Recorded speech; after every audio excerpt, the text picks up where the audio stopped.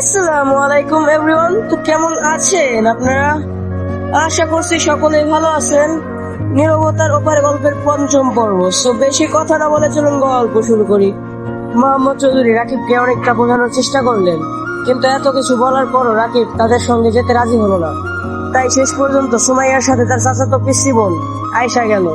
অন্য গাড়িতে যথেষ্ট জায়গা থাকা সত্ত্বেও মোহাম্মদ চৌধুরী রাহাতের গাড়িতে উঠলেন, কারণ তিনি জানতেন রাহাত হয়তো বাড়ি ফিরতে চাইবে না। তাই ছেলেকে একা ছাড়তে যেতে চাইলেন না। মনে মনে তিনি ভাবছিলেন রাহাতকে চোখের সামনে রাখলে হয়তো ভালো হবে।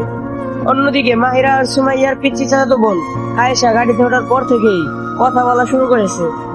একের পর এক কথা বলেই যাচ্ছে।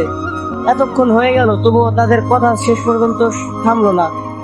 মাহিরাও মাঝে মাঝে তার কথার উত্তর দিচ্ছে, আর সুমাইয়া চুপচাপ বসে আছে তার শাহনাজ চৌধুরীর পাশে। নতুন একটা পরিবার, নতুন একটা পরিবেশ, সবকিছু মিলে তার মনে এক অন্য ধরনের অস্বস্তি আর কষ্ট কাজ করছিল। প্রায় 2 ঘন্টা গাড়ি চালানোর পর হঠাৎ সুমাইয়া আস্তে করে শাহনাজ চৌধুরীর হাতটা ধরলো। শাহনাজ চৌধুরী সুমাইয়ার দিকে তাকাতেই মমতা ভরা কণ্ঠে বললেন, কি হয়েছে মা? সুমাইয়া অস্বস্তি নিয়ে মাথা নিচু করে রইল।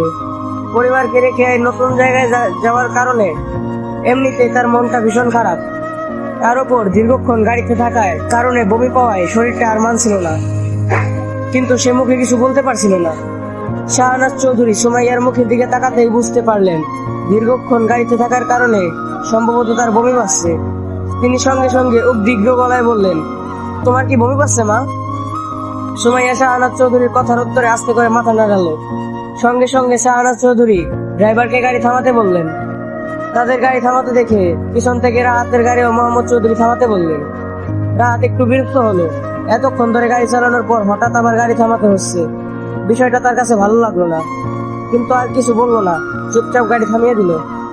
শাহনাজ চৌধুরী সুমাইয়াকে ভালোভাবে পরিষ্কার করে এবং একটু পানি খাওয়ালেন। মেয়েটার অস্বস্তি কমেছে কিনা সেটা বারবার জিজ্ঞেস করছিলেন শাহনাজ বেগম। ঠিক তখনই রাস্তার পাশ দিয়ে একটা ট্রাক দ্রুত চলে গেল। ট্রাকের তীব্র আলো কয়েক মুহূর্তের জন্য চারপাশে আলোকিত করে তুলল, আর সেই আলোতে রাহাত যা দেখলো তার জন্য সে মোটেও প্রস্তুত ছিল না। রাহাতের চোখ আটকে গেল সেই মায়া ভরা মুখটির দিকে। মুখটায় যেন অদ্ভুত এক মায়া লুকিয়ে আছে, যাকে দেখলে চোখ সরানো কঠিন হয়ে যায়। সে মায়াবতীকে দেখে রাত কয়েক মুহূর্তের জন্য একেবারে স্তব্ধ হয়ে গেল।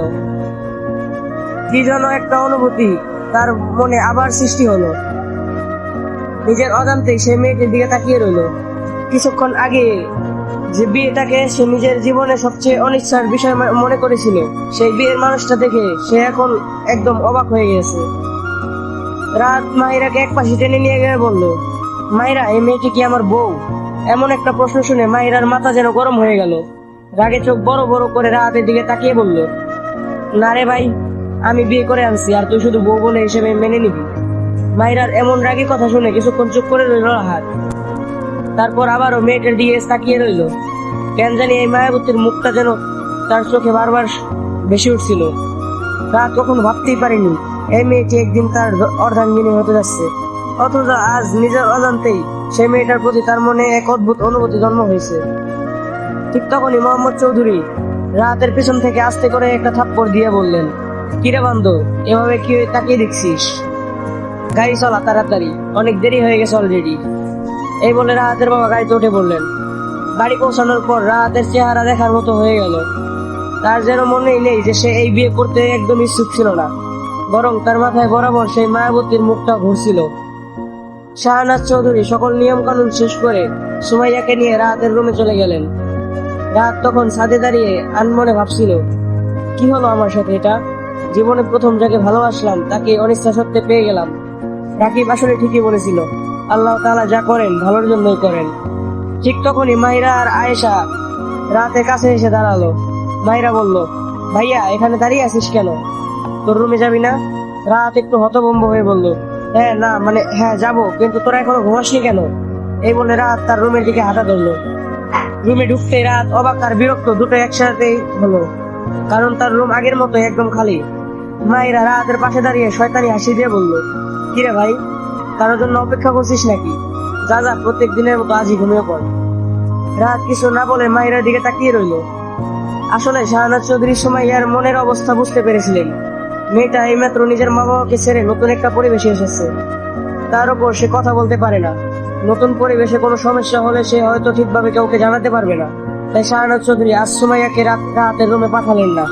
তিনি চেয়েছিলেন সুমাইয়া আগে এই নতুন পরিবারের সঙ্গে একটু মানিয়ে নিক, নতুন মানুষগুলোর সাথে পরিচিত হোক, নিজের অস্বস্তিটা একটু কাটিয়ে উঠুক, তারপর ধীরে ধীরে কিছুটা স্বাভাবিক হয়ে যাবে।